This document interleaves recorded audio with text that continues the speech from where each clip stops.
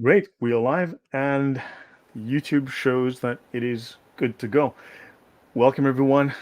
I apologize for being 10 minutes late. We had a bug with StreamYard. It was not streaming to YouTube. We tried to fix that, but we've had to set up a fresh stream. So, apologies to all of those who were on the previous stream. This is where we are right now.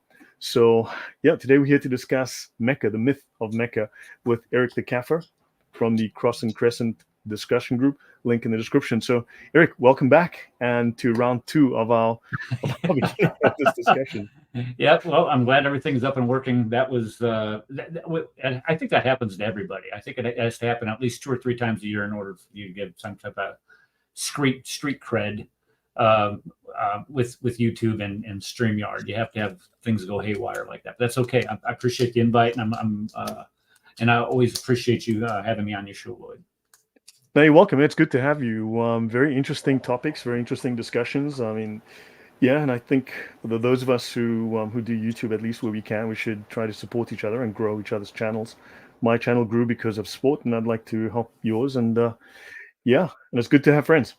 So yeah, today we're discussing Mecca, which has very little historical evidence, very little archaeological evidence, very little contemporary evidence to prove its supposed early origins. Do you want to give us a brief intro? Then I'll take a moment just to do a couple of announcements, and then we'll jump back into the topic. Yes, yeah, sure, absolutely. Yeah, when we think of Islam, we think of Islam kind of like a three-legged stool. You have the Quran. It is a stool, although people spell it usually using a different word with 4 letters. Stool is more of a medical term to describe what And Islam you is. having your episode the last couple, you're probably real familiar with that term. I'm sorry. Yeah. Okay, a three-legged chair. Let's just throw that out there. It's okay. that's bad. I'm sorry, but yeah, okay. You got the Quran, you have Muhammad, and you have to have Mecca, because Mecca is like the center of the Islamic universe. This is where you have the Kaaba. This is where his ministry supposedly began. This is where they bow down towards it 5 times a day. And so if you look at Mecca, and this is what we're going to do today, we're going to look at the historicity of Mecca. Did this place exist at the time that Muhammad did?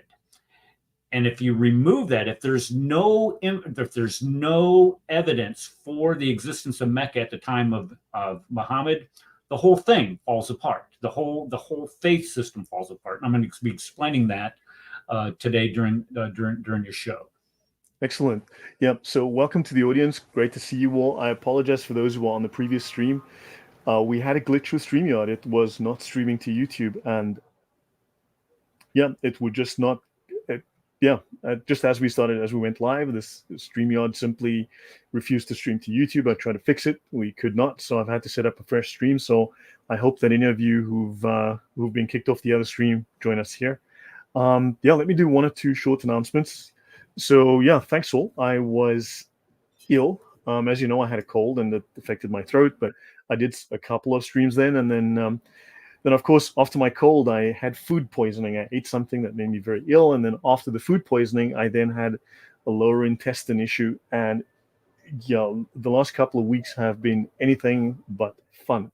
So yeah, I was very, very ill and very weak, but that seems to have resolved itself now. I'm recovering, and so I'm back. I want to make 1 or 2 small announcements for everyone just before we go live with Eric again.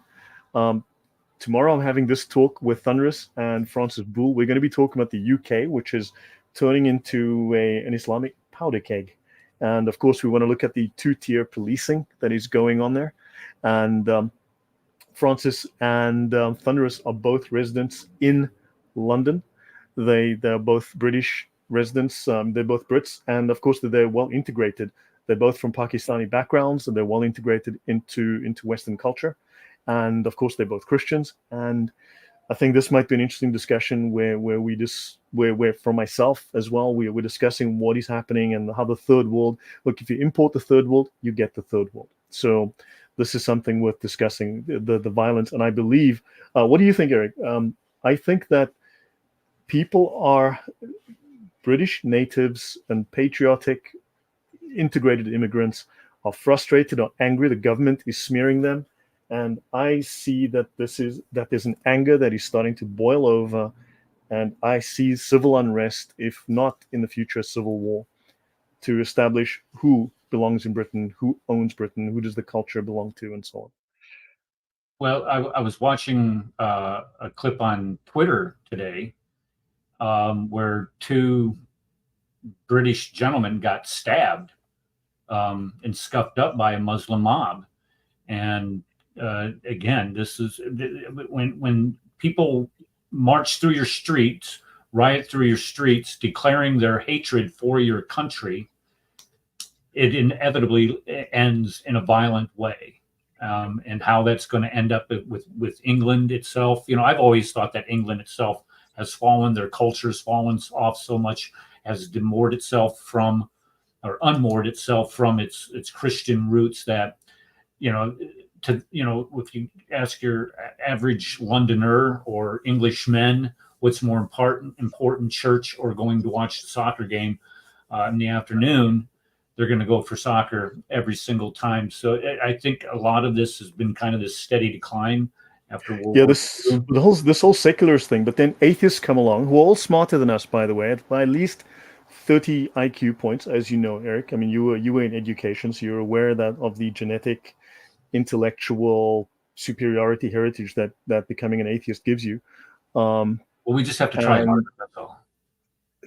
I'm trying as hard as I can, and but atheism is actually responsible for this because it has created the vacuum. It has pushed Christianity out, and of course, it's created a moral and cultural vacuum. But I know this is not the topic, but this is tomorrow's topic. So, guys, yeah, we'll have a moment more about this. So, guys, that is tomorrow, around the same 7 p.m. tomorrow. And also, I want to bring up one small thing from Francis Boole. He sent me this request. This is Francis Boole, as you know, very good-looking young man right there. And so he says he's a kind. I've rephrased what he has sent me. A kind request for assistance. He says, "I hope this message finds you all in good spirits. I find myself in a bit of a predicament, and I'm reaching out to ask for your support. Unfortunately, my landlady has decided to sell the house I currently live in, which puts me in a difficult situation. So at the moment, I'm not in a position to rent through an agency due to the associated fees and charges.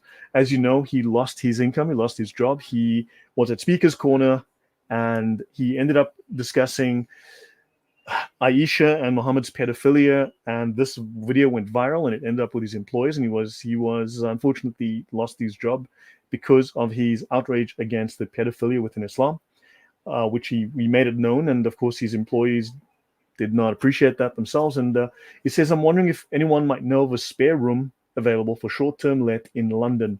I'm more than happy to contribute to the rent and builds. If you have any leads or suggestions, I would greatly appreciate your help. Please feel free to reach out to me at frankboole@gmail.com. And thank you so much for considering my request. I appreciate any assistance you can provide. So if anyone in London can help out, please get in touch with Francis." Can I just recommend somebody? Bob the Builder. I was on a stream with him this week, and he was lamenting the fact that he too had to move and find a different place. So if those two could get in contact with each other, they might be able to help each other out. I'm not sure. No, good to know. I'll reach out to Francis after this. He might even join the stream. Okay, so let's dive back in. So let's dive back into the stream.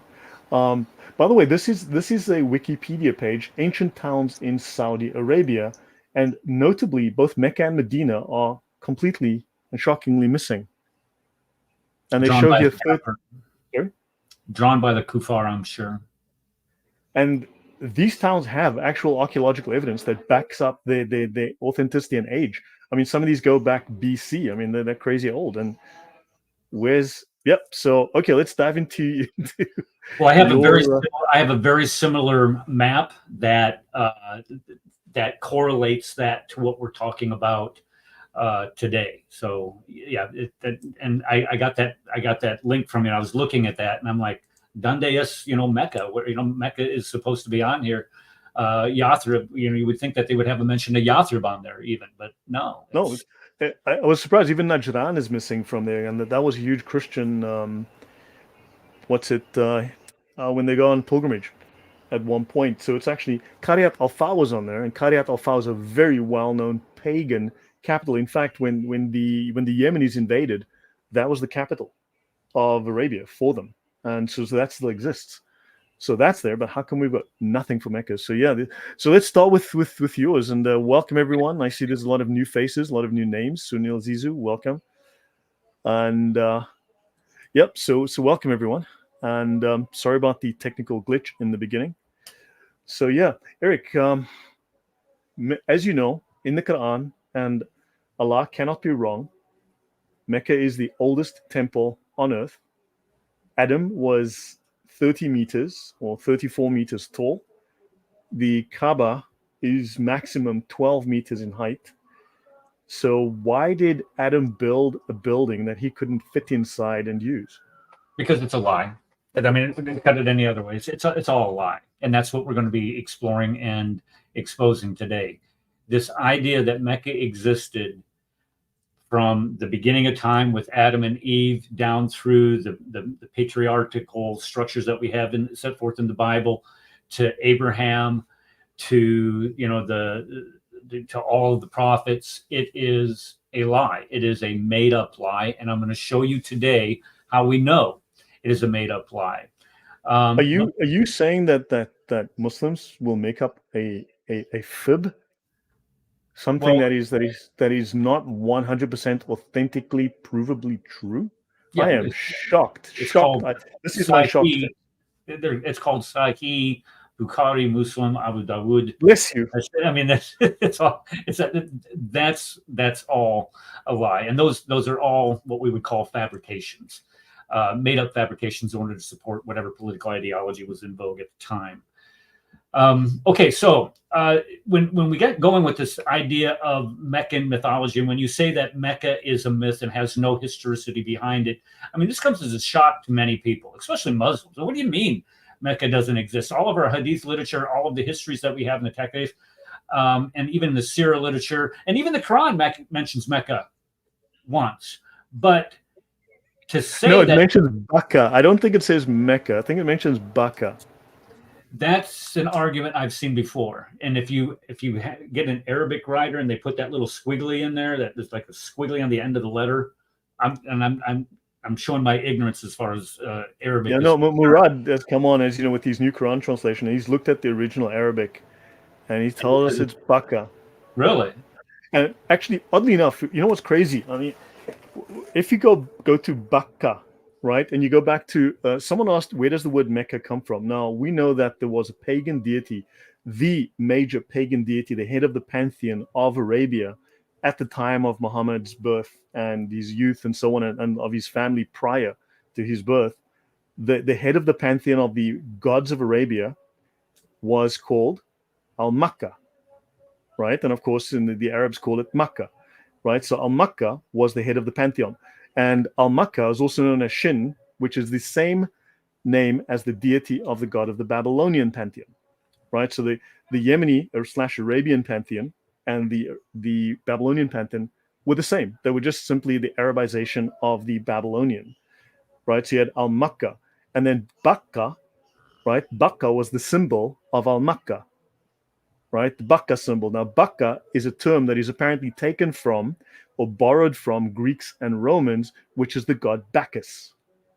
And of course, we know the blue god Bacchus was recently in the non-Last Supper of the opening of the Paris Olympics. That's Bacchus. That's Bakka. So just a few thoughts I might throw up. I've never heard that one before, as far as where the name comes from. I was just referring to the idea that Muslims like to go to Psalm 84 and claim that Psalm 84 is speaking of the Valley of Mecca, not Becca. It's the Jews. No, I've got. Wrong. I covered it at length in my monotheism series. When you look at the history of the word going back to 800 BC and such.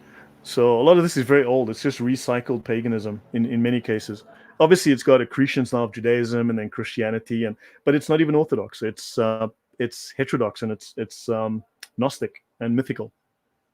And that's sorry, I'm derailing you. Let's jump. No, that's all right. Well, that's exactly what Islam is. But when I started looking into this, I was because when you tell a lie and a lie this big, what do you mean that Mecca did not exist, and this, this place that 1.8, 2 billion Muslims bow to 5 times a day did not exist, and it's a fabrication. How can you tell a lie that big? Well, there's a lot of things that have to go into it in order to tell a lie that big. But to disprove that Mecca did not exist it's really not that hard. It's so easy that even I can do it. So one of the ways that I research things, I like to research things, is I like to go. Do you ever use AI? Do you use any AI? Extensively these days. I'm very careful with it, but I do use Sure. it very extensively. Yeah. And I always test it out. I ask it certain questions like, what are the most hate-filled verses in the Quran?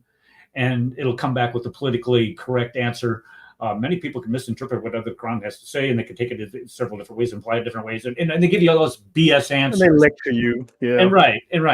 So, but I like using Chat GGP because it can provide you some insights to several questions if you really want to go out there and search all the databases. And so what I did was I went in and I asked Chat GGP, what is their evidence? What evidence is there that Mecca existed in the 7th century? And Chat GGP comes back and says the existence of Mecca in the 7th century is supported by several lines of evidence. And it goes on to list them: historical accounts, archaeological, textual sources. And here's some key pieces of evidence. And the historical accounts all come from Qur'anic material. The Hadith literature. Circular reporting. That is not evidence. That is circular reporting. Right. Okay. It's circular reading. Right. I get it. And then when you get down to it, and then the trade routes are well documented, and they're not. And we're going to talk about, between the Arabian Peninsula and Africa. Okay. They talk about this, and they're not. It says the archaeological evidence of excavations uncovered structures that no, they haven't. But the pilgrimage tradition tells us that Mecca existed, and you and I are sitting looking at this and we're laughing. So it says it is robust. So what I did was I just picked one. I picked one area. I list the archaeological excavations conducted in Mecca that date back to the 7th century. And notice what it says. There haven't been extensive archaeological excavations conducted within the city of Mecca. Now, didn't they back here say that there was archaeological evidence? Yeah, and then it's simply paraphrasing common data. And obviously these AIs tend to have a leaning towards Islam. They try not to offend. They're not geared for truth. They're geared for political correctness. And this is the problem. You're not going to get a straight answer from any website out there on the on the internet, because they're going to be afraid to tell the truth. And when you start looking at the evidence within Mecca itself, there simply isn't any. Okay, so where do I get my information? I'm not a wizard or smart, never complained or said that I was, inferred that I was. I mostly plagiarize everybody else's material, namely Jay Smith.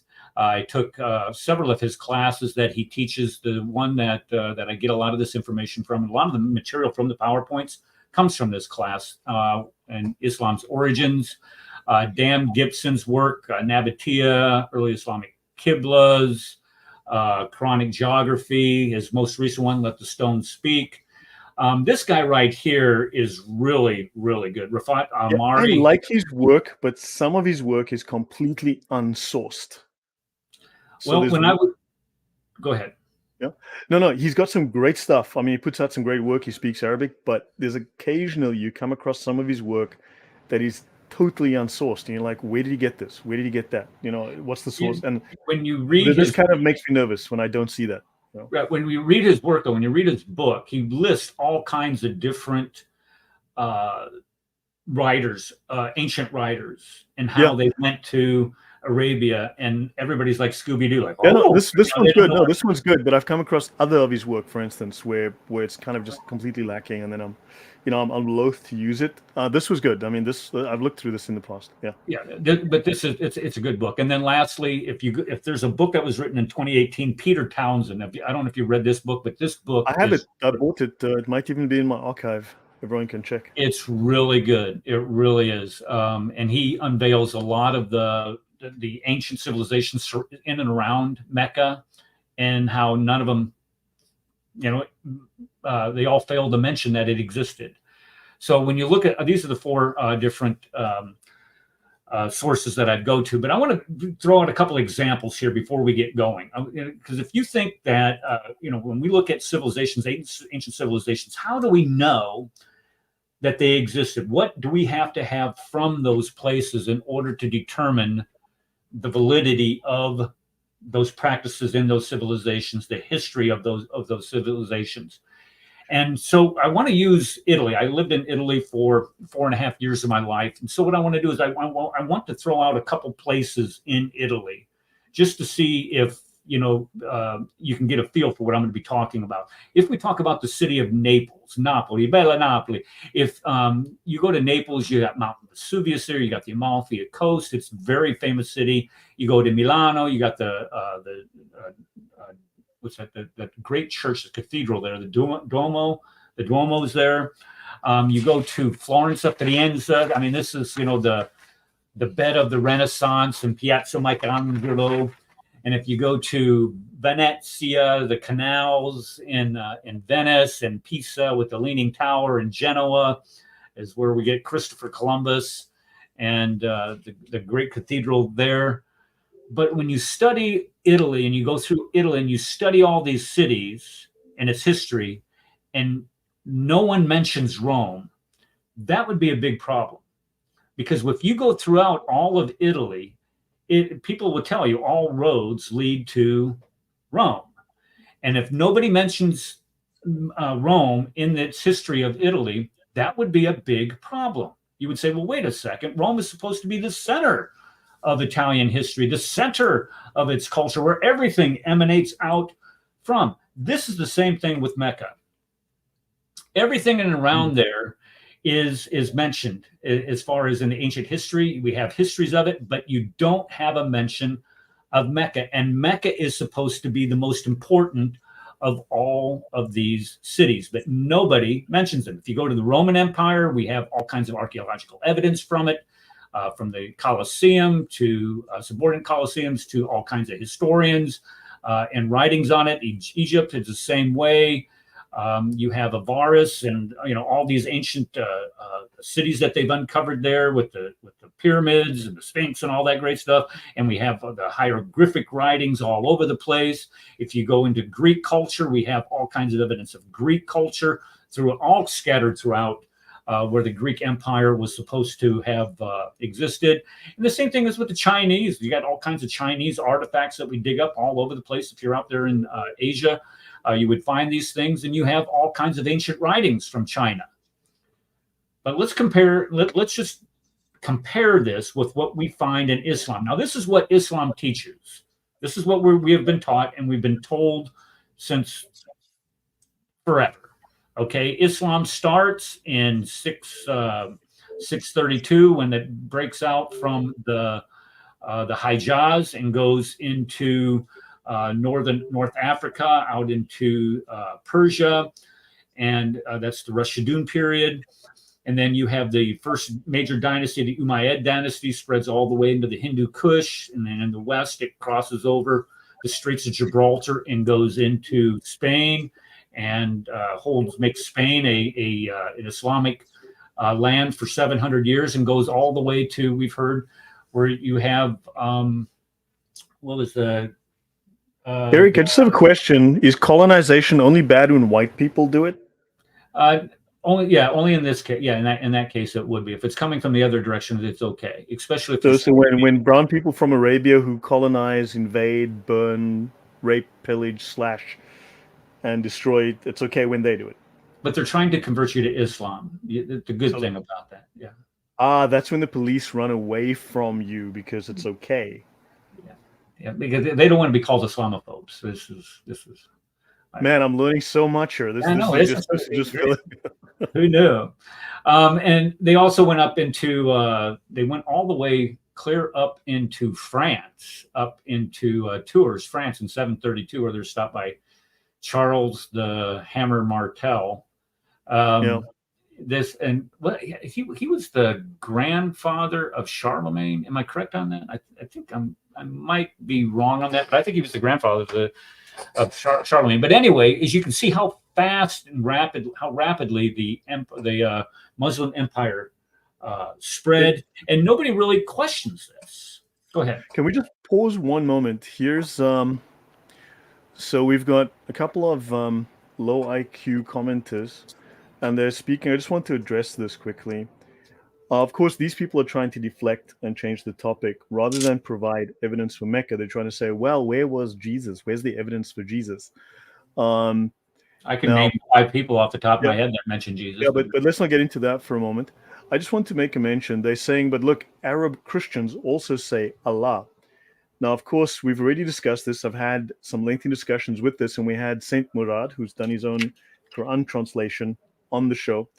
And Allah is a proper name for Muslims. It is the name, like Frank or Jimmy, right?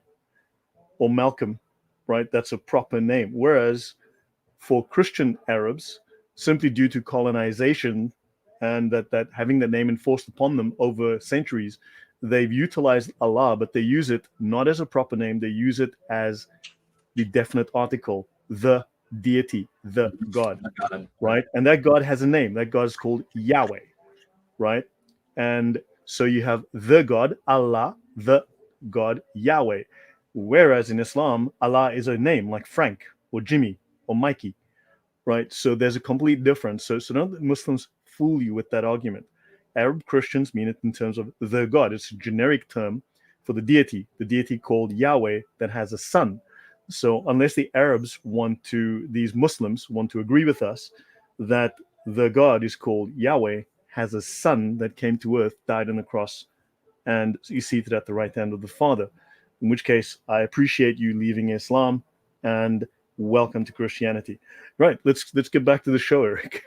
Yeah, unless you want to add a couple of comments there. Let me throw out something here real quick. I know if a lot of people are interested, you can email me at ericthecafer@gmail.com instead of trying to take notes or whatever from what I'm throwing out here. I will send you this PowerPoint free of charge, so you can have the notes also. I have no problem doing that. Well, let me just add that here. So ericthecafer@gmail.com, right? Yep, Eric Thecafer, the Kafir. Yeah. I just want to mention something briefly. Someone mentioned Makaraba because guys, everyone's got a little theory. Everyone's read something on the internet, and that's all fine and well. But someone mentioned Makaraba. Of course, that's a reference that goes back to the second century, I think, to Ptolemy, the elder, and so on. I believe it is. And this term actually traces back to Yemen, and it goes back to the Mukaraba. Makaraba is simply the Latinization of the Yemeni Arabic Mukaribba. The Mukaribba were the god priests, were the warrior priests, were the emperor, the god emperors. They were the prophet, warrior, priest, the same role that Muhammad assumed of these Meccans, and they worshipped the god Shin, or the god Al-Makka, who was the god of Babylon, the same deity as the head of the Babylonian pantheon. So Makaraba was also, it has been located in Yemen, just south of the border. It's actually been located. 5th of 6 cities going south that are mentioned by Ptolemy. Yeah, I'm not going to get too deep into that right now. I've covered this extensively in my monotheism series. And of course, there was a museum in that town. There used to be an old Kaaba there that was completely leveled. Of course, Muhammad sent people to flatten and destroy the Yemeni Kaaba. But besides that, there was a museum there that covered all of the last 3,000 plus years of ancient pagan religion that would have led up to Islam as we know it today. And of course, the Saudis, by accident, sent an F-16 over there, which dropped a couple of bombs on the museum in 2015, which completely destroyed every single artifact in the museum. But that's just an accident, not to worry. It's like us dropping a bomb on Gaddafi's house in Tripoli. Oops, sorry. Yeah, they just randomly went to this village in Yemen and just dropped the bomb on it. Yeah, just on the museum. Yeah, the thing with the Makaraba, let me just say something real briefly about that. On Monday, on the Crossing the Crescent discussion group, which is a YouTube streamed show that I have on Mondays at 5 p.m. Central Standard Time, Mondays 5 p.m. Central Standard Time, Crossing the Crescent discussion group. We are going to be discussing Makaraba and all kinds of other mentions by ancient writers that Muslims like to cling to say that this is Mecca. Well, I actually addressed that in this slideshow that we're going to be going through here. And the etymology of Makaraba and Mecca are two completely different things. To say that Makaraba is Mecca is it's just number one, it's desperation because nobody else mentions Mecca. So in a desperate attempt to mention Mecca, they bring up Makaraba because it sounds a little bit like it. But the second thing is when you look at Ptolemy's map, where he places it, instead of being south and west of Medina, it is south and east of Medina. It's not even the right place. So to say that Makaraba, and also it's definitively in Yemen. So if it was in Yemen, then it's definitively pagan. Don't want to bring that up though, do we? No. Yeah. But let's jump back into there's your slide back. So, all right. So let's see here. So why is this important? Why is all of this important? And I say this because Islam cannot compare to these other civilizations. There's no evidence. Let me say this again. There is no evidence outside of your Islamic sources that established the existence of Mecca in the 7th century. There is no evidence for this. The second thing is that when we start talking about archaeological evidence for the existence of Mecca, there is no evidence for it at all, let alone Islamic. There's no manuscript evidence. Nobody mentions Mecca in any writings prior to the 7th century. There's no corroborating evidence within the Quran that demonstrates that Mecca is the place that is being described within the Qur'anic literature. And also, I would also say that the Hadith literature and also the Sirah literature provide descriptions of what Mecca is that do not apply. And then lastly, there's no cartological evidence. Mecca is not found anywhere on any maps in the 7th century or prior to that. So the bottom line is Islam has no foundation, historical foundation. I didn't read that. What did that last one just say, Lloyd? Muslims don't listen. And I know that, and it is sad. It is sad because their eternal salvation is all contingent upon this. Now, when we look at why this is important, because Mecca, according to the Quran, number one is where Adam, and we were just talking about this beginning of the show, this is where Adam and Eve, according to Quran 238, were cast down from heaven to. Remember, the Garden of Eden was in heaven, not on earth, according to the Quran. This is where Abraham and Ishmael rebuilt the Kaaba. And of course, scholars have missed the fact that Abraham was in, and despite the fact that we have rabbinical writings, libraries full of rabbinical writings covering Abraham and his life, nobody mentions that Abraham went to a place called Mecca or that far south in Arabia at all. Well, don't forget, according to Islam, Adam built the Kaaba, and then Abraham and Ishmael built the Kaaba, and then Muhammad built the Kaaba. Or Muhammad rebuilt the Kaaba after Abraham had rebuilt the Kaaba, after they built the Kaaba, after the Kaaba was built for Allah only, but it had now 360 idols in it, but it was only for Allah. What? So what?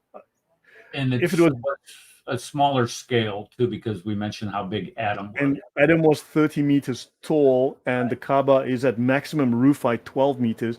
So maybe it was a little toilet that Adam built for himself. Duck your get into that sucker. Maybe it was a little potty that he made. I don't know. None of it makes sense. There is zero archaeological evidence for the Kaaba as we know it today to have been built in that period.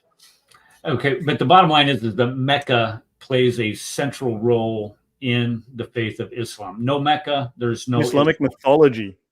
Well, that's what we call it, Meccan mythology. The mother of all cities, called the mother of all cities. It's this place where you had all of these, as we mentioned, all these pagan religions existed. This is where Muhammad began his prophethood. This is the place where all kinds of prophets, hundreds of prophets, are buried there. This is where 1.8 billion people bow towards 5 times a day.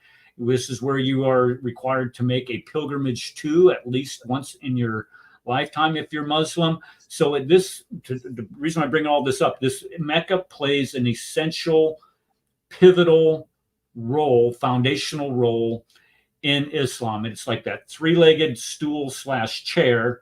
If you take that one leg out, the whole thing comes crawling down or falling down. That's what we're going to do today. Now, you juxtapose that against biblical history. Nobody doubts that Jerusalem, the history of Jerusalem, can date clear back into the 11th century BC.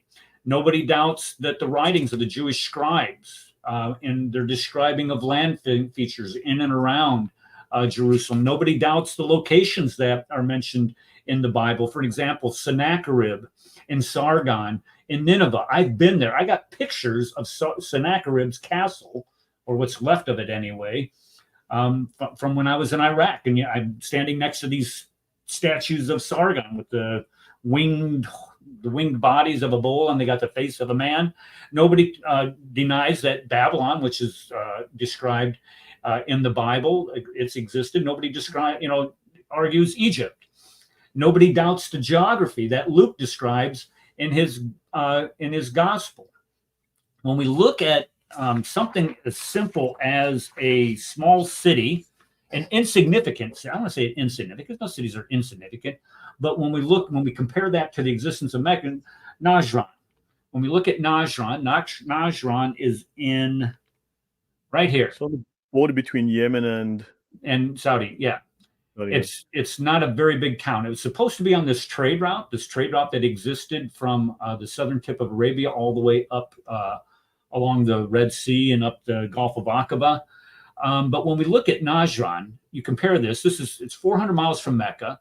This city sits on layers of archaeological evidence and artifacts demonstrating its antiquity. It's listed by outside explorers like Strabo.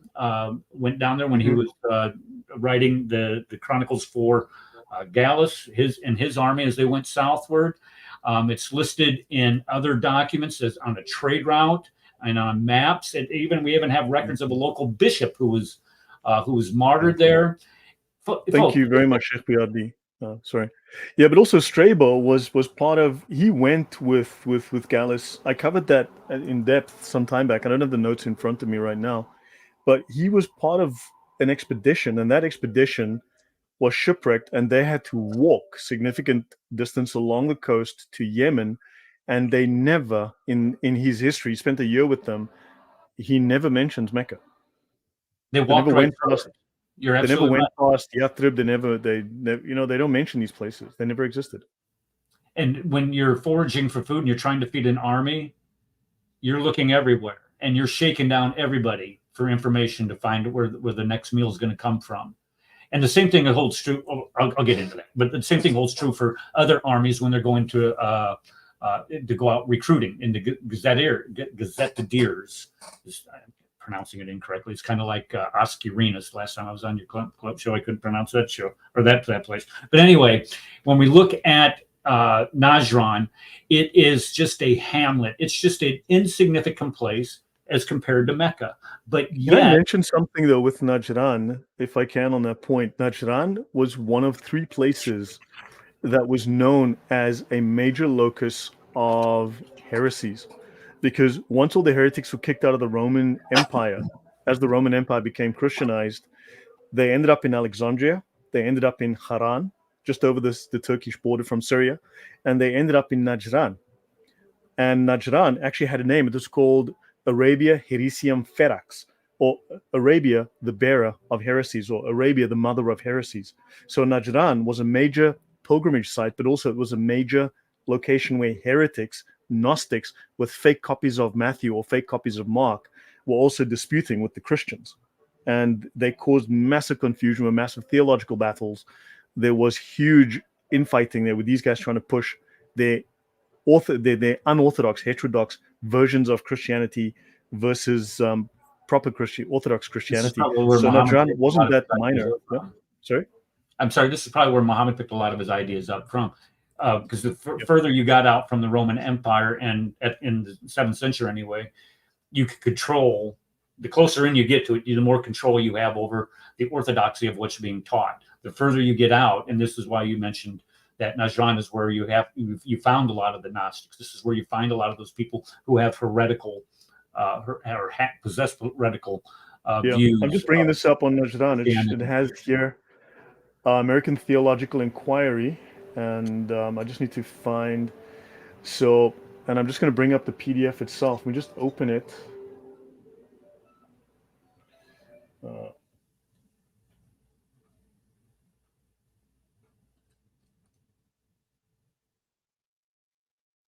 Here, you can see it here. Arabia Heresium Ferax. This is by Darren Slade, and it's Arabia, Bearer of Heresies and Schismatic Christianity's Potential Influence on Muhammad and the Quran. This is a fascinating read. It's in my archive if anyone wants to have a look.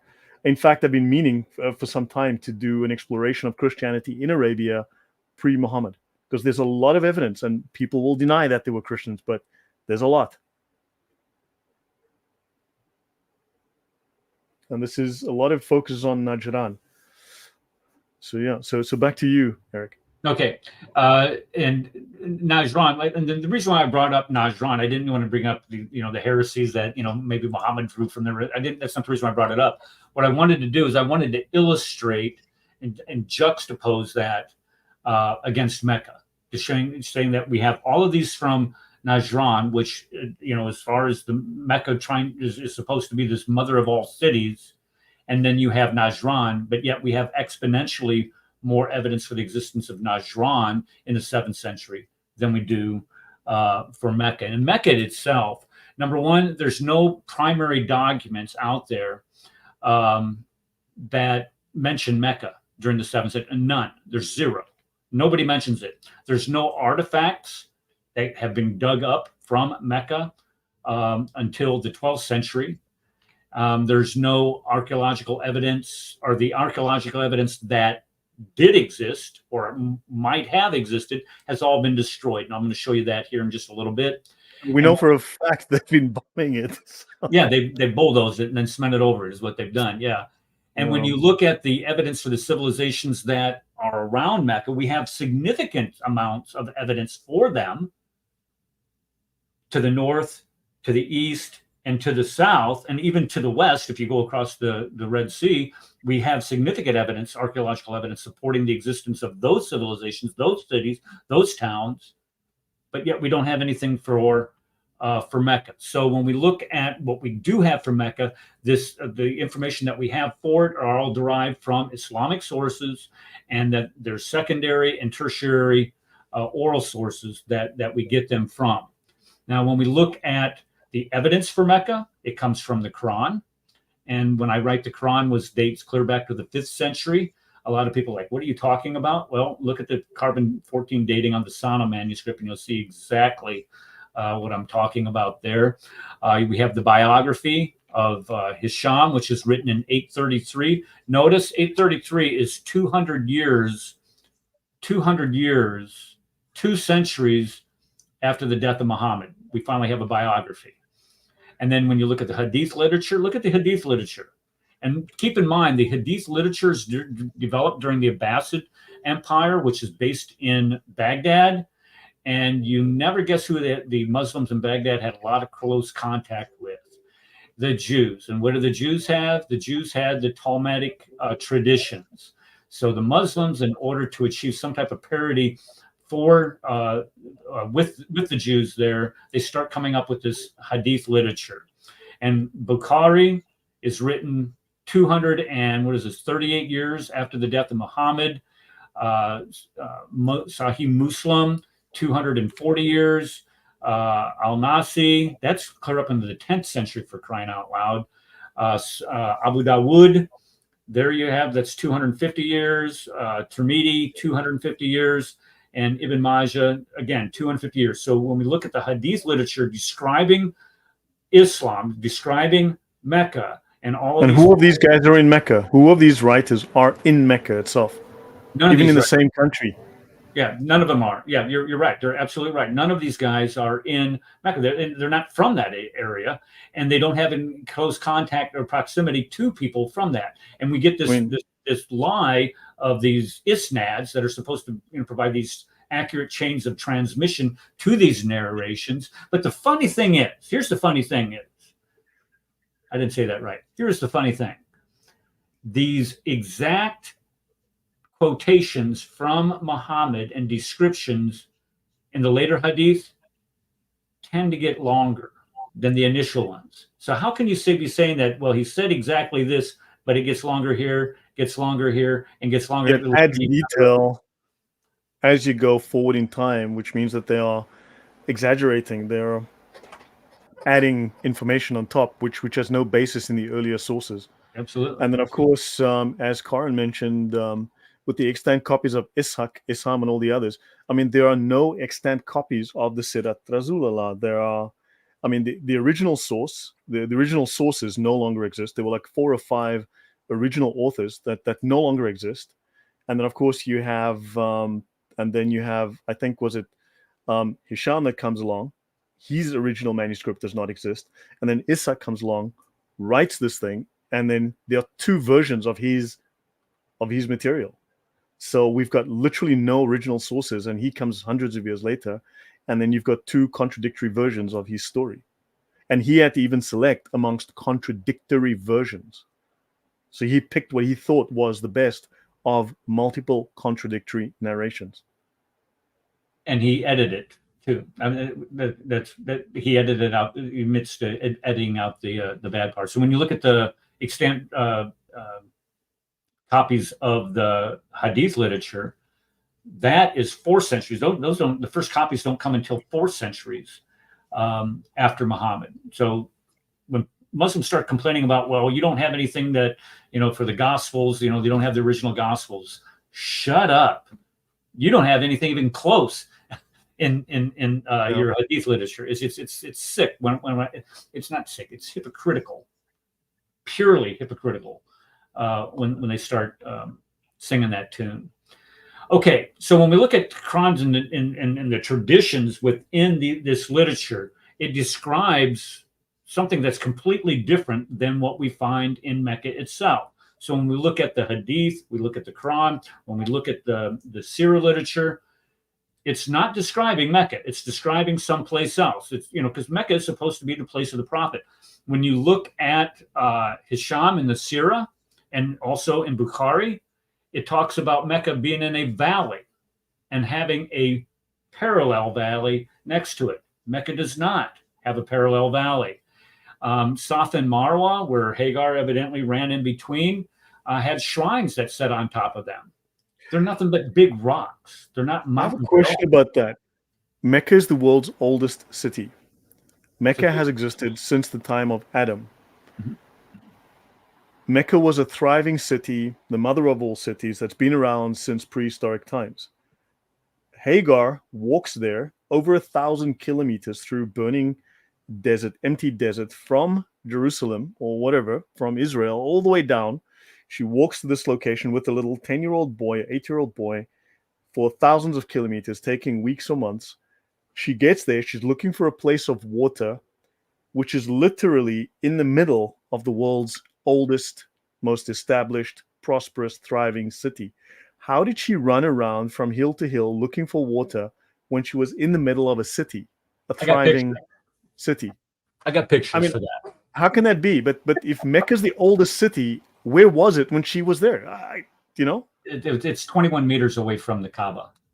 Exactly. It's stupid. So where was the Kaaba then? If the Kaaba was built and people were going there and this is the world's oldest temple, and people were going there for worship, for pilgrimages, why did she not find any people there? Why was it empty? This Allah knows best. That's the only thing I tell you. It makes absolutely no sense when you look at where Safa and Marwa are located, where the Zamzam well is supposed to be located, and where the Kaaba is located. This story makes zero sense. It's like Abraham, open the back door and tell Hagar to come on back into the house and quit running around like a fool out there in the middle of nowhere, because the water's right here. I mean, it makes no sense. Yeah. And Um, did Abraham build the Kaaba or did he rebuild? Because it depends which source you read. So if he built it, then it wasn't there. Then Mecca wasn't there. And if he rebuilt it, then it was there. But there was a city there. But why did Hagar see nothing? Why was it just empty desert sand? The story is completely it's just stupid. and this is what Muslims are not going to, they're not going to admit to it. They will not admit the fallacy and the absurdity of that. And when we look at other things about Mecca itself, it's supposed to have a stream that runs through it. And it's supposed to have fields where you can grow crops and stuff. It's supposed to have trees. It's supposed to have grass. It's supposed to have fruit. This clay and loam is supposed to be tillable soil.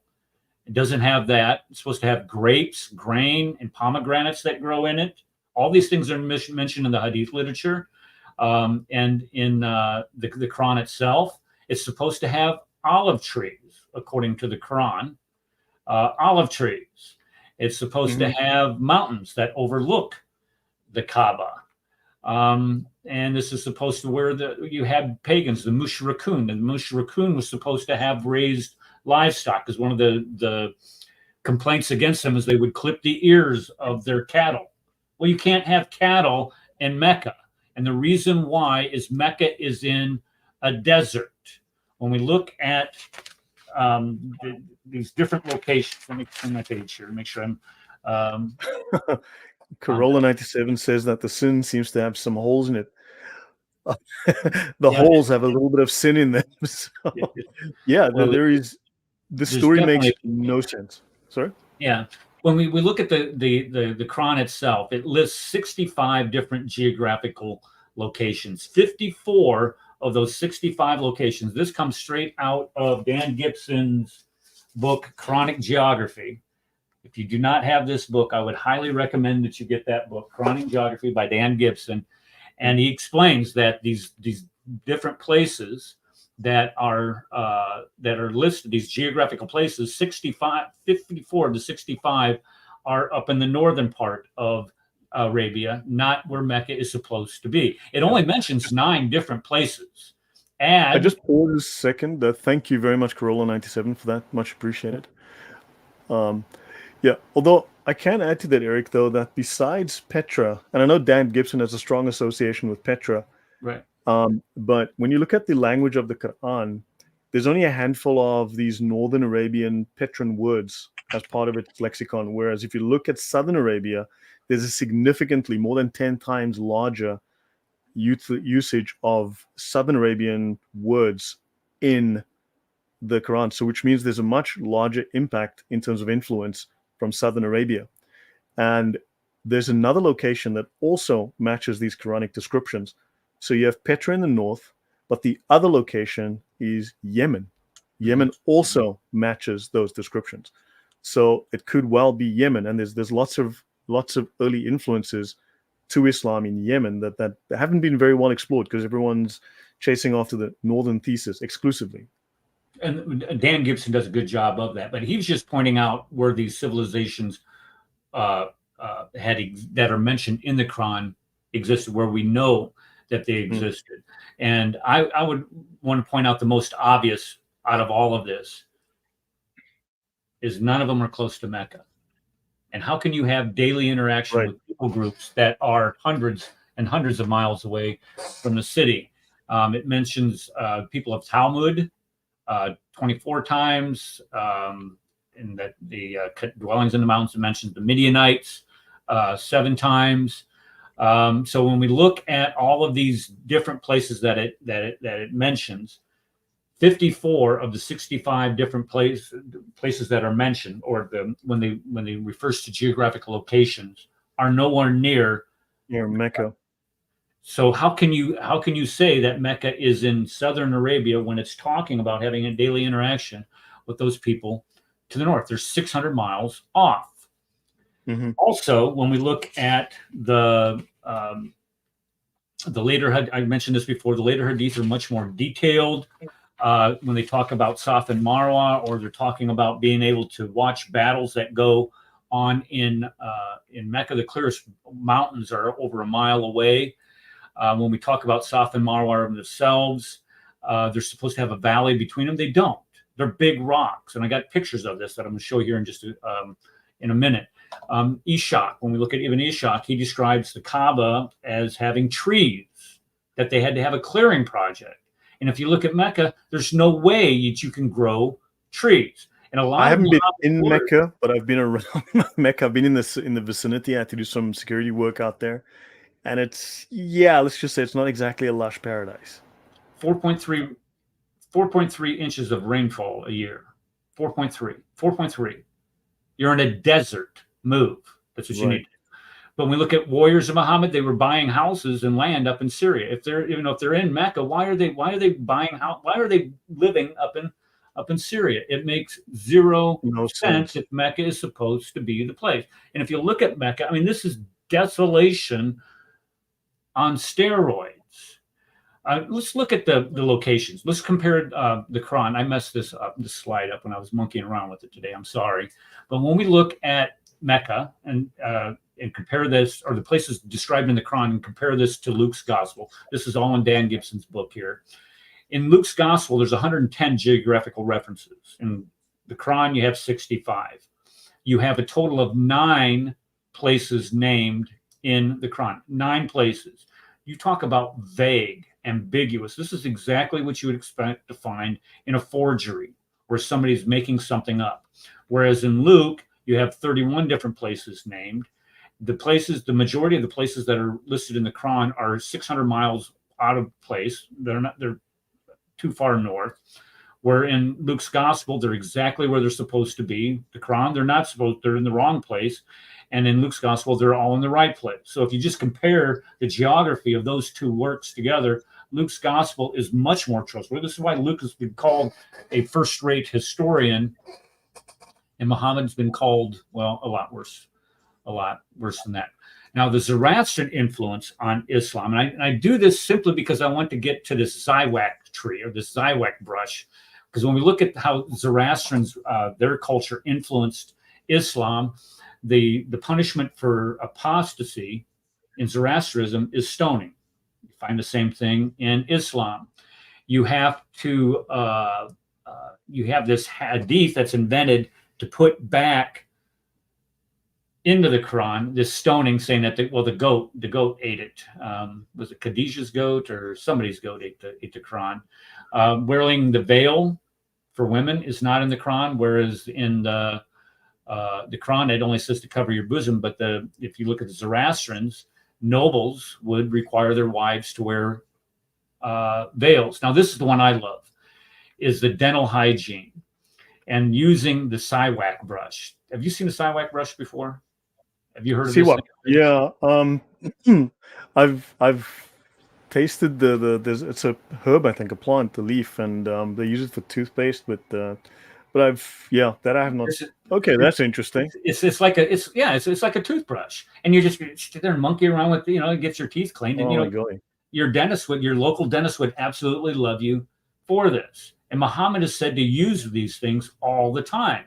So if you watch a lot of American Muslims, I can't remember what the guy's name from. He was from Southern Florida University, but he's in this meeting and he's just going to town with this Zywak brush.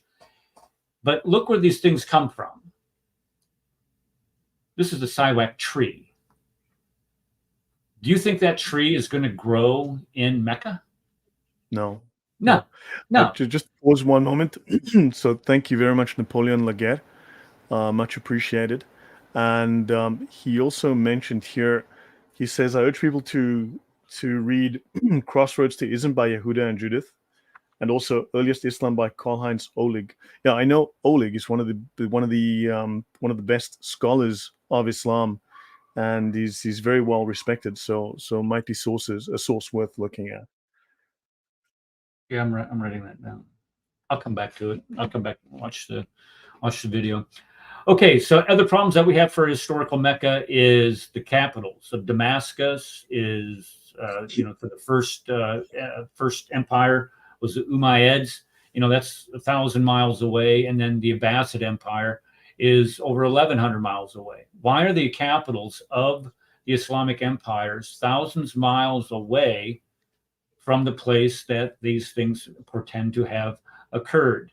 None of the rightly guided caliphs, the Rashidun period, none of those caliphs are mentioned in any literature outside of Islam. Listen, think about this, Lloyd. That map I put up there earlier that showed you the rapid spread of Islam across North Africa and up into Europe and out into across the Persian Empire, out into the Hindu Kush. Nobody mentions Abu Bakr, Uthman,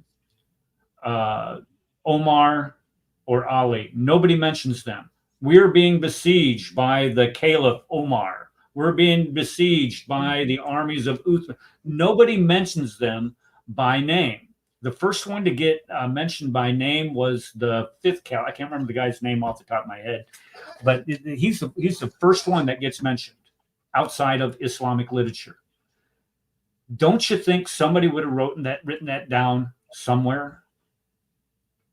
Because Muhammad was illiterate and therefore it wasn't written because he couldn't write.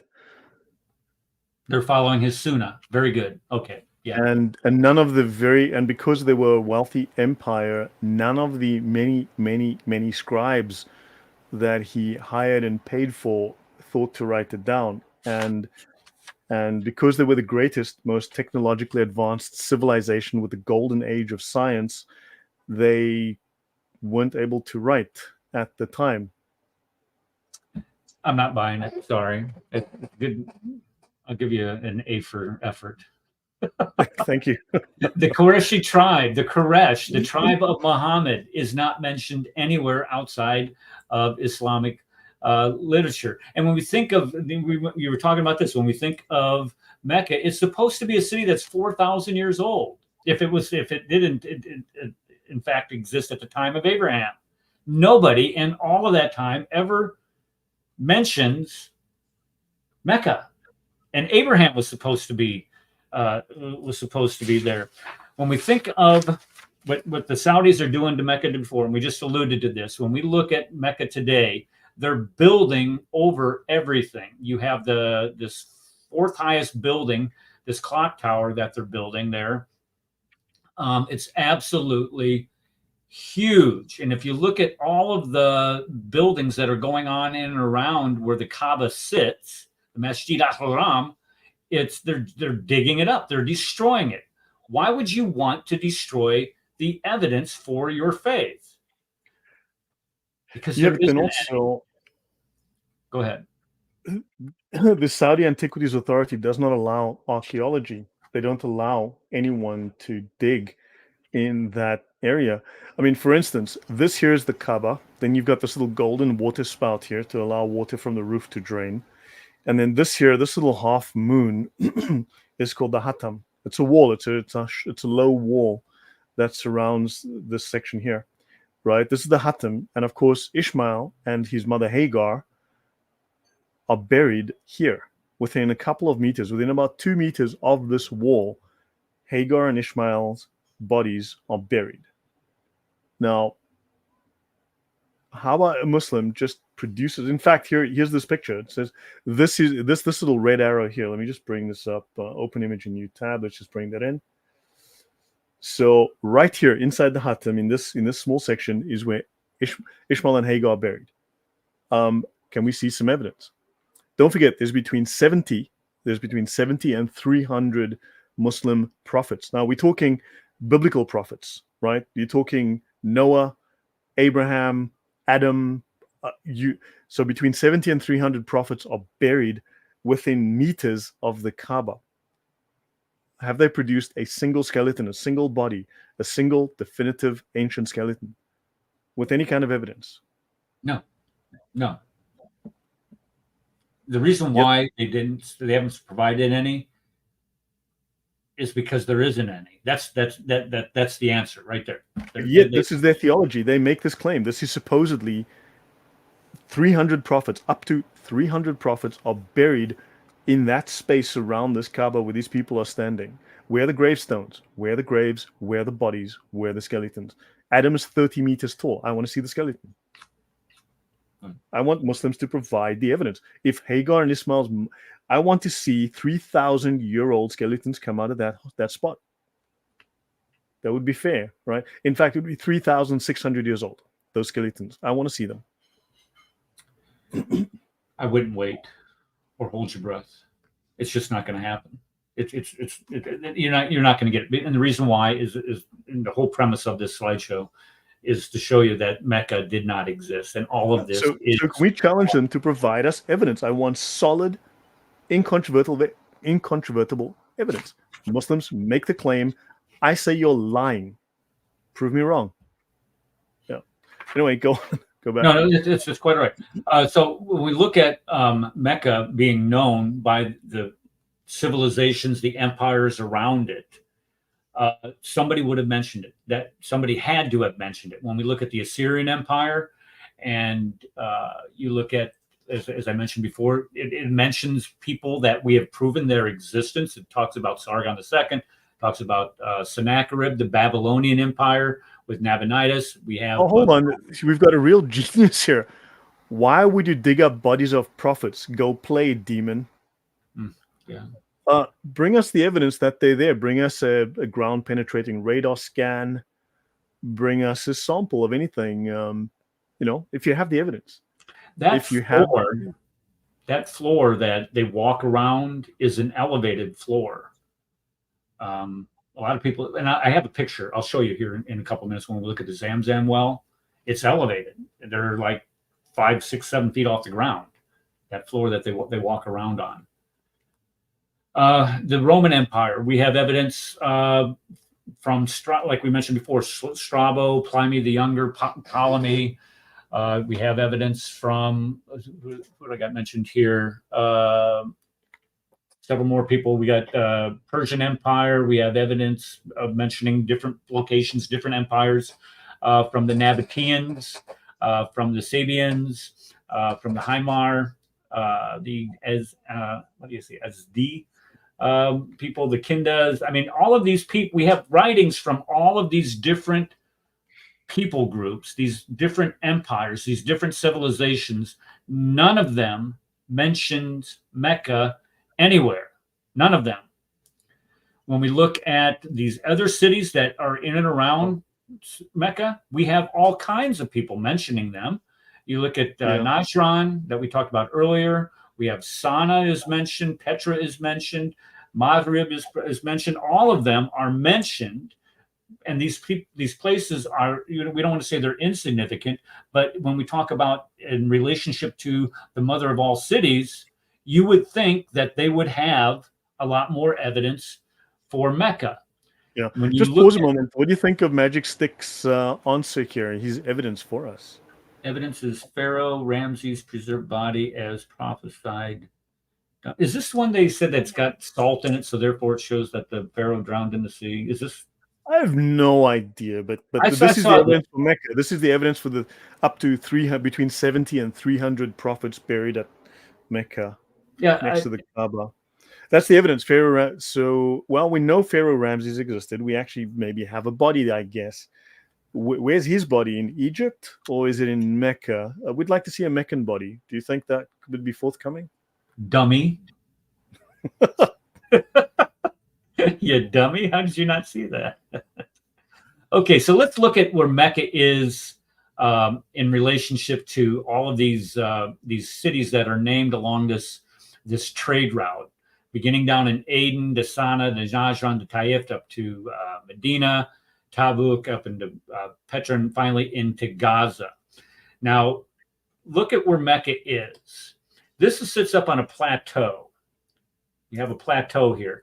And the trade route was supposed to run from Aden on land through these cities. And once it gets to Taif, it drops off the plateau 3,000 feet down to Mecca, where there is no water, no food, and then comes back up to Yathrib. Here's a map with grid line, or not grid lines, but relief lines on it. You start down here in Aden, go up into Sana, Najran, travel on that plateau. You go to Yathrib, Tabuk, Petra, Gaza. Now look where Mecca is. You would have to come off the plateau 3,000 feet and then go back up. What benefit? What is there down here in Mecca where people would come down to the mother of all cities that would draw them down there? Again, there's no water. You get 4.3 inches a year. There's no food. There's no grass to graze your animals on, or hay to feed your. And also, they have this story in the Quran where some elephants went there to attack the Kaaba with no water, of course. So you can see that Mecca does not sit on this plateau. Another piece of evidence: Mecca is not mentioned in any literature until 741. 741. Folks, that is 109 years after the death of Muhammad.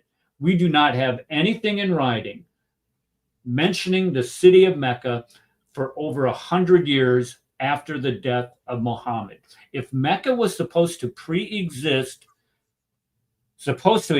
I mean, I'm even being generous here by just going to the time of Abraham, which everybody could agree Abraham was a historical figure. I believe Adam and Eve were historical figures, but let's just get rid of the crowd that says, well, they weren't historical figures. Okay, fine. Let's just go to Abraham. That's still 4,000 years ago.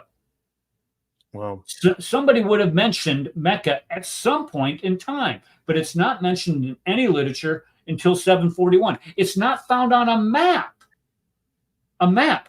If it's supposed to be the center of trade, it's not on anybody's map until 900 AD. Yeah, I mean, the first solid evidence of Mecca on a map, I believe, is traced to the works of medieval Islamic geographers. And one of the most significant references is do you have the Book of Roads and Kingdoms, the Kitab al-Masalik wa al-Mamalik, written by Ibn al-Walid in the 9th century. So that's around 850. That's around 850. That's one of the references I have. I haven't fully checked this. And then you have an influential map that includes Mecca from al-Idrisi, the 12th century. That's the 1100s. That's his work. Late. I want to go to the first one, the one that you mentioned before. It says this one typically around 850. Let me write that down. What's it called? Book of Roads. Yeah, let me send you this now, and I'll send you what I have. I'll send you this in Skype. Okay, because my understanding was that it's not on any map until 900 AD. So yeah, I need to check exactly the source, but this is in my database. So because I've also been doing my own notes and things.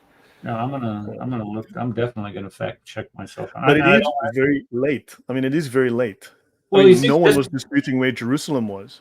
This is 200 years after the death of Muhammad, and it finally shows up in somebody's book. Really? I mean, and Mecca doesn't. No one speaks about Mecca until the Islamic sources speak about Mecca, and that's self-referential. I mean, that's circular reporting. That's not exactly evidence. And you've got King Roger II of Sicily, right? And Mecca is mentioned on a map in the 12th century.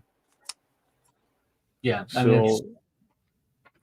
And then in the 10th century, geographic work Surat al-Ard, Ibn al-Hawqal describes trade routes and significant cities, including Mecca. But that's in the 10th century. That's the 900s, right? Okay, and I would call BS on this if he's talking about trade routes. Mecca's not on anybody's trade route. If you have Mecca, there were land routes, though. Sorry? If you have Mecca on your trade route, you're a bad businessman. Because there's no benefit. I mean, number one, why would you travel to a city in the first place? If you're a tradesman, why are you going to travel to that city? You're going to go there because there's going to be people there to purchase your goods. You're going to be able, and they just like to have a common currency, so they're going to be bartering. What do they have in Mecca to barter for?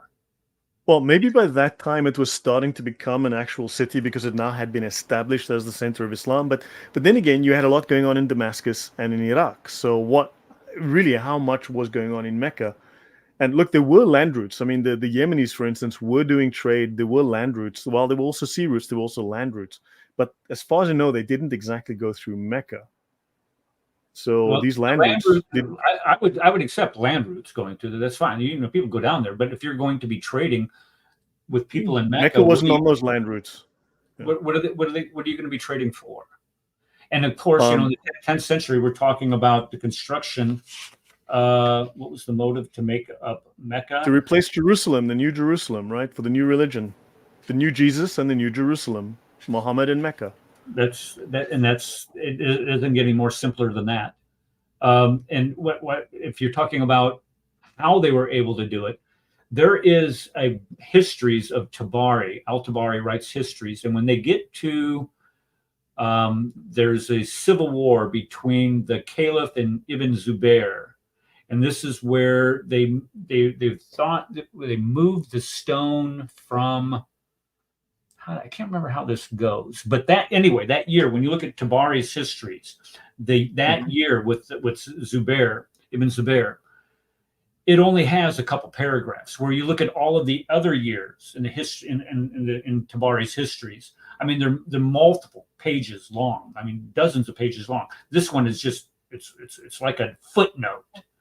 Mm-hmm. So when we talk about the moving of the capital, some people are proposing that, like Dan Gibson proposes that it was up in Petra, and then they had the civil war, and he moved it down to Mecca to get it out of the way of this empire that had been developing up in Syria, in Damascus. I don't know if that's true or not. I really don't care. But the fact of the matter is that Mecca did not exist at the time that these people are claiming it did, and then at some point in time, it did exist. When did it come This into is as bad as a visit to the Palestinian National History Museum. There's like nothing in the place. Yeah. It's a big blank document. It's like, there it is. There's all your history for Palestinian history. Nothing. That's right. Okay. I'm running out of time, and I don't want to keep you up too terribly late.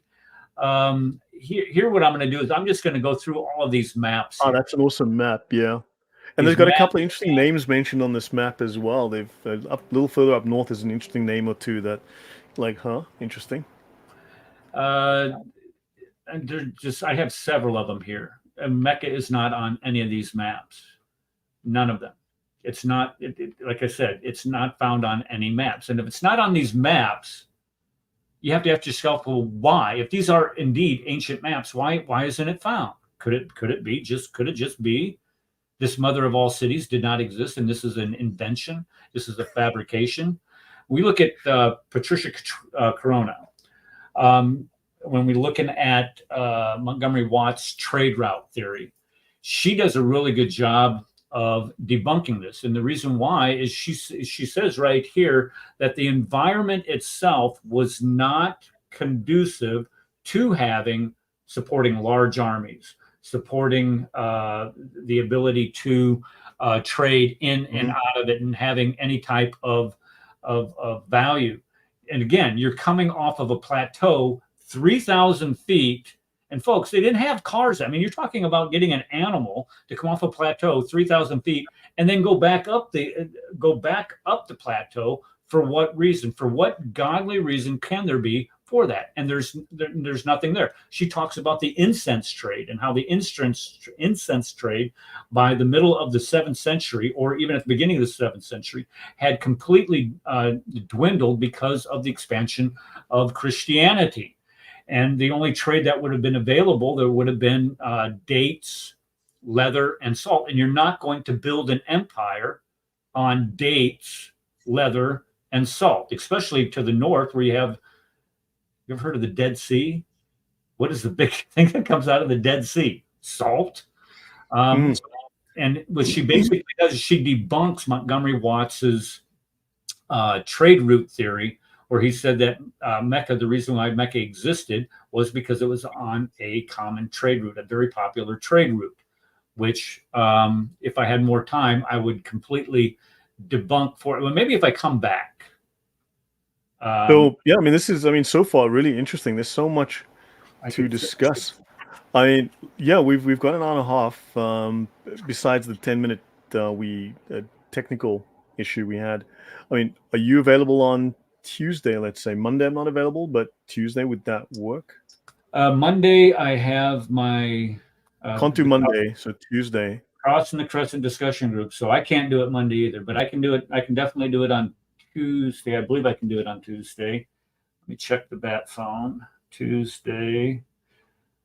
I know I just retired recently, and it feels great not to have anything on my calendar. It really does. It means that I can do Yeah. whatever. I mean, so what kind of, just as a question, as the to round up with for this portion, what kind of solid evidence would Muslims have to provide a compelling case, a strong case, a credible, legitimate case that Mecca does exist as an ancient city? You need archaeology, you'd need writing, but they seem to lack this. I mean, well, what should they give us? What should these sincere, credible, believable, honest Muslims that are all in the chat, what should they give us to prove that would convince us, that would Okay, convince you? they could start by using the different sciences that we have, whether it's in cartology, archaeology, manuscript evidence that is peer reviewed evidence, anything. So I Mecca was the toothbrush sale capital of the world. They needed them to beat some women. with that Zywack tree, they couldn't beat their women with that tree because it couldn't be grown in Mecca, for crying out loud. They only get 4.3 inches of rain a year.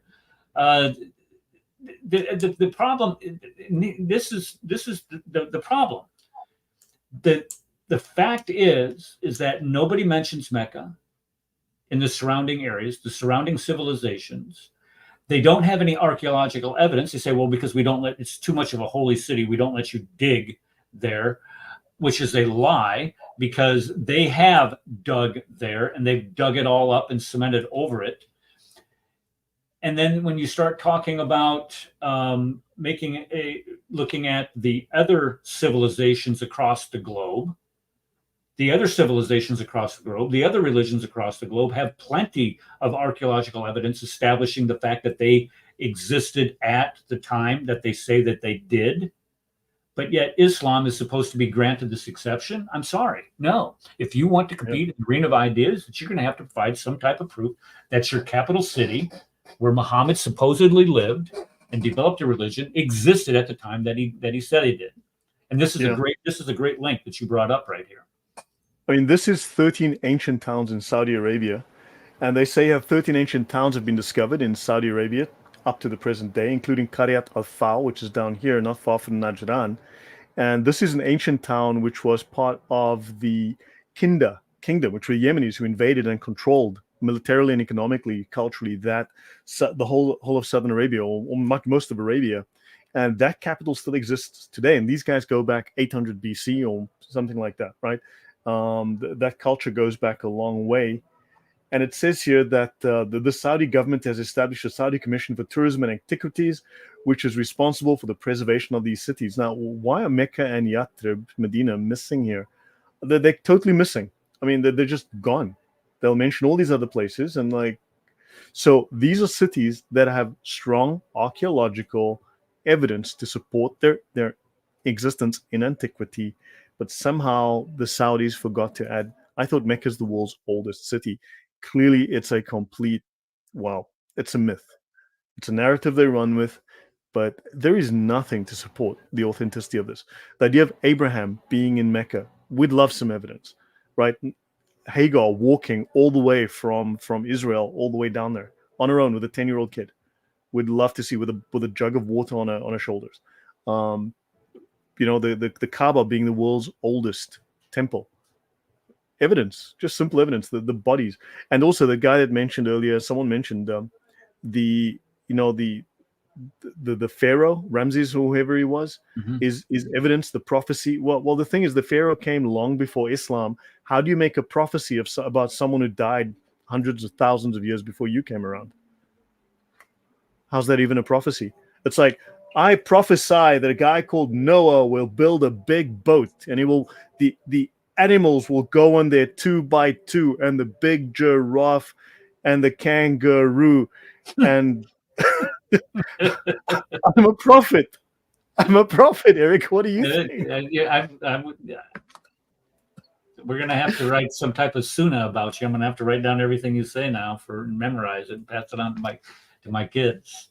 There's going to be a It's flood, ridiculous. and it's going to be a flood, and Noah will build a boat, and the animals will go on 2 by 2. Right? It's prophecy, man. That's prophecy. I'm good like that. Well, we don't So have yeah, any. We don't have anything like that in the Quran. If he's supposed to be a prophet, what did he prophesy of? That's always been one of my biggest complaints against Muhammad is that he did not prophesy of anything that ever came true. I know Muslims try to throw in there the defeat of the Sassanid Empire, the Persian Empire, or whatever they were talking. I can't remember exactly what it is, but it's stupid. I Um, agree. if I mean, that's there's no credible evidence at all. This is just a myth, and they're hoping no one will actually stop to take a look. And I think no, I mean this is amazing stuff. So shall we pick this up again on Tuesday, same roughly Yep. the same time? Yep, I just made a note here of where we're leaving off, and I promise you, I'm going to get to all of these points that I had mentioned earlier, especially with the Zamzam well, and how ridiculous the story is of Hagar going in between two mountains, and you're going to see exactly how ridiculous it is when they try to redact. And this is what I think they've done: if they've tried to redact what they find in the Quran and what they find in some of the Hadith literature back onto this city, and it just doesn't fit. It's like trying to put a square inside of a circle. You just can't. You cannot square the circle, or you can't circle the square. You know what I'm talking about. Yeah, You yeah, can't man. do it. It doesn't fit. Now this is amazing stuff. I mean, this I'm sure we can actually dig deeper into some of these topics. Like there were a few things that I've added that I mean, just wow. I mean, there's just no evidence for this place, and scholars need to perhaps be more upfront about the doubts regarding Mecca. I mean, we have no reason to believe this is anything other than myth, but it's certainly not history. And when we look at what we do have from historical sources, again, I haven't even brought these. This is what I'm going to talk about on the show on Monday, is what the historical sources do say and what locations do they mention. And I promise you, like I kept saying earlier throughout the entire show, there's no evidence. Nobody has ever mentioned Mecca anywhere. And all of these historical sources that we do go to in order to develop our understanding of history and civilizations, none of Yeah, them went or talk about Mecca. As a matter of fact, what they do say about that area is that it's uninhabitable. That's what they do say. So if there's a consensus about it, is the uninhabitability of that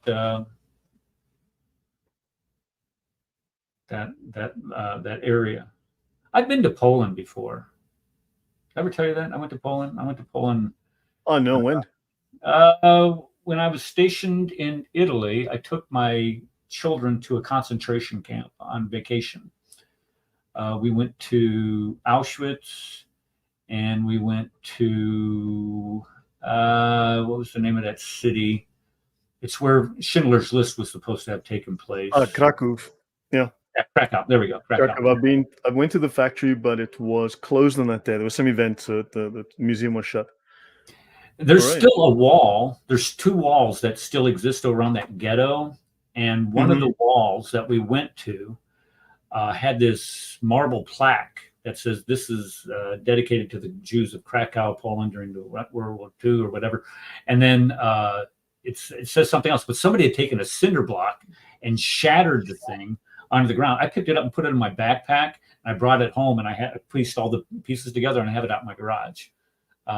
Wow. And I took it to the guy he ran the bookstore. It was they called it Noah's Ark, and that's the only reason why I found it is because of this Jew that operated this bookstore, and who gave me directions to go out and find all these things. And I took it back to him, and he's like, well, I'll tell the city to make a new one. And I go, what do you want me to do with this? He goes, I'll throw it away for you if you want me to. I said, no, I'll throw it away. I got this. So I put it on the plane and I took it back to Italy. Oh, wow. And put it together. It's really cool. Nice. Yeah. So Owen, hold on. He dropped a message earlier.